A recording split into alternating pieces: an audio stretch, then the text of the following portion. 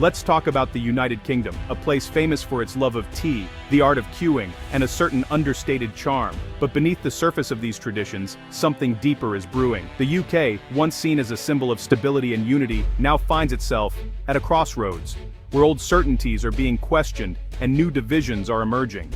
Lately, the headlines tell a different story, one of a nation split in two, grappling with challenges that seem to grow more urgent by the day. The newsstands are filled with stories of crisis, division, and a growing sense of unease. On one side, there are record-breaking penthouse sales, with luxury apartments in the heart of London fetching astronomical prices. The skyline is dotted with glass towers, symbols of wealth and ambition. On the other, food bank use is at an all-time high.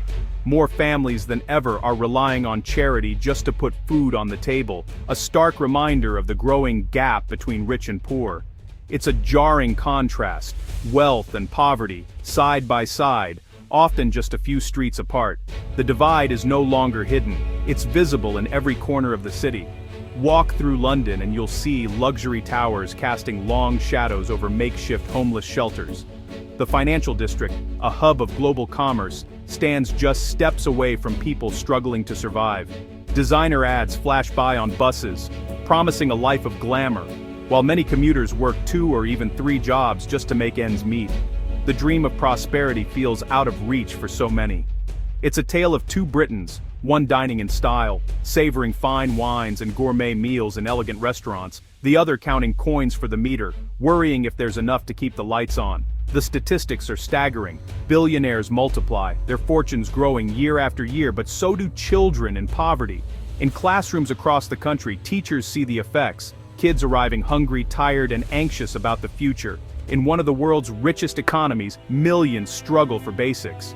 Nurses, once the backbone of the NHS, now turn to food banks, and families shop in discount supermarkets, stretching every pound. Families huddle for warmth in their own homes, unable to afford heating. For many, this is the new normal, a daily battle to get by. The social fabric is tearing. The Union Jack, once a symbol of pride, now flutters in tatters over council estates, a metaphor for a nation under strain. The idea of, "we're all in this together" feels like a distant memory. The rich get richer, the rest are squeezed, and the sense of shared purpose is fading fast. The promise of fairness? Shattered. The scales of justice seem broken, and trust in institutions is at an all-time low. Across the country, people are waking up to the fact that the game is, and maybe always was, rigged. The question now is, can the United Kingdom find a way to heal its divisions, or will the gap keep growing? For generations, Britain's unwritten contract was simple: work hard, play by the rules, and you'll build a decent life. It was a promise passed down from parents to children, a belief that effort and honesty would be rewarded. This was the backbone of British society, shaping dreams and ambitions for decades. But today, that promise is broken. The social ladder that once offered a way up, it's vanished for many. The rungs are missing, and the climb is steeper than ever before. Young people did everything right, studied hard, worked part-time jobs, took on mountains of debt for university, only to find a job market that treats them as disposable. They send out CV after CV, hoping for a chance, but too often, doors remain closed. Their parents bought homes on a single salary, built families, and planned for the future. Now, for most young adults, that's a distant fantasy. Homeownership feels out of reach, replaced by endless renting and uncertainty. The system feels rigged, and it's not just a feeling, it's the reality for millions. Wages stagnate while costs soar. The rules seem to change, but always in favor of those already ahead. Meritocracy is a myth. Your future is too often decided by your postcode, your parents' income, and the school you attended.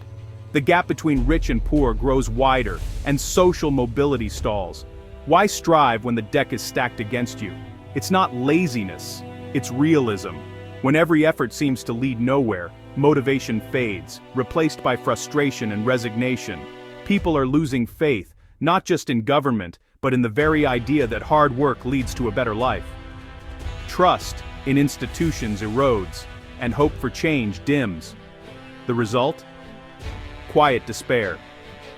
People run faster just to stand still, juggling long commutes and late nights, yet feeling like they're falling behind. Multiple jobs are now the norm, just to survive, not to get ahead. The dream of a comfortable life slips further away, replaced by exhaustion and anxiety. Hope is eroding, and when people stop believing in the future, society gets messy. Disillusionment grows, and the sense of community weakens.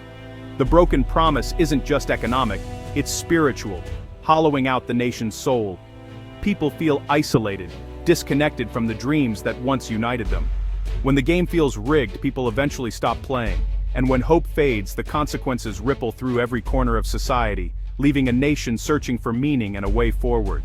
When the system feels rigged, what do young Brits do? Increasingly, they leave. Not for a holiday, a one-way ticket, stagnant wages, impossible housing, crumbling services. They're voting with their feet. They see better opportunities abroad, higher pay, affordable homes, work-life balance. The UK is no longer the land of opportunity, but of missed chances. They're asked to fix problems they didn't cause, inheriting debt and chaos. Leaving isn't betrayal, it's self-preservation. The result? A brain drain. The very people the UK needs are heading for the exit. Britain is becoming a place to be from, not to be. Let's talk numbers. Behind every headline and every graph, there's a story of real people, families, workers, and young adults struggling to keep up in a country that feels stuck. For over a decade, UK wages have barely budged, pay packets have stayed stubbornly flat, even as the world around us has changed. When you adjust for inflation, the reality is even starker. Most people are no better off than they were before the 2008 financial crisis. In fact, for many, things have actually gotten worse. Meanwhile, the cost of living has soared. Food, fuel, rent, everything you need just to get by.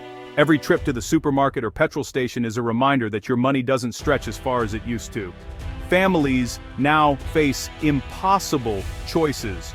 Do you heat your home or put food on the table? For some, even a small treat is out of reach. The housing market? It's become a cruel joke, with prices soaring out of reach for ordinary people, while empty homes sit unsold or abandoned. For many, homeownership is nothing more than a distant fantasy. The dream of owning a place to call your own slips further away each year. Instead, a whole generation is trapped in expensive, insecure rentals. They face sky-high costs, little stability, and the constant threat of being priced out. The result? Despair. The dream of a good life, of comfort, security, and hope, has been replaced by a daily struggle just to survive.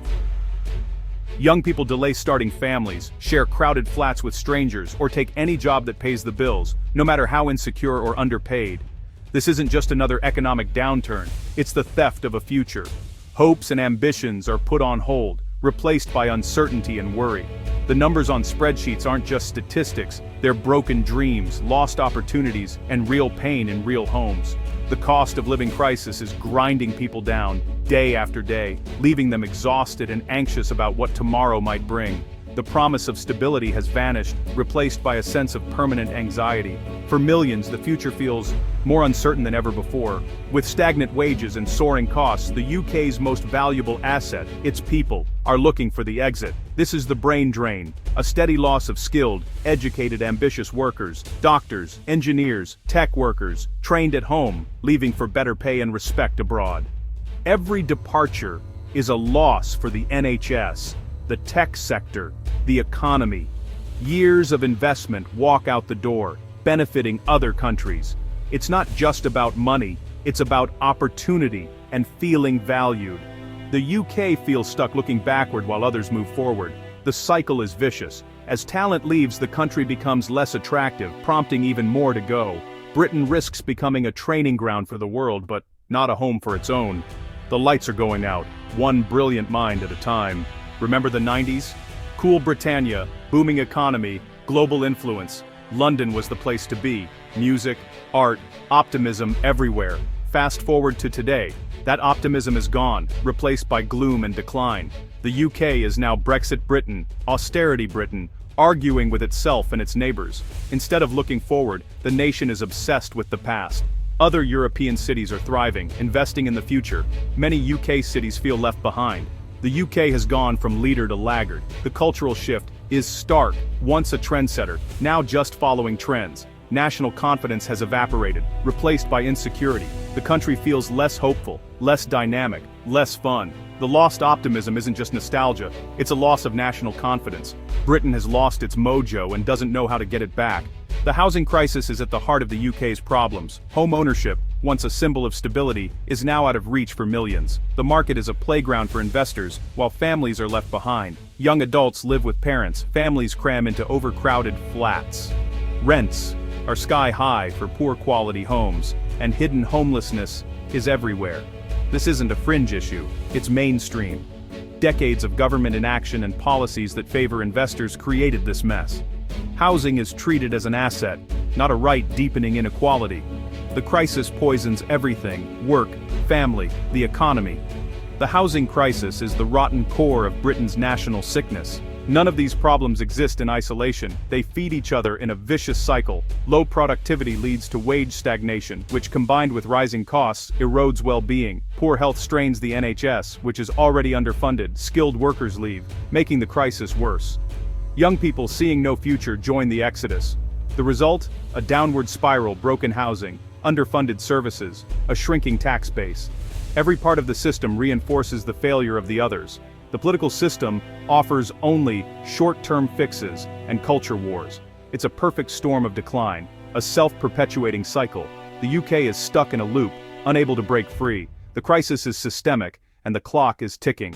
After all this, one question remains: can Britain be fixed, or is leaving the only rational choice? Real change would require a national effort, massive house building, investment, and a rebuilt social contract. But cynicism runs deep. Many, especially the young, have lost faith in politics. Staying feels like a gamble, leaving like taking control. The choice is personal, but the exodus of talent should alarm those in power.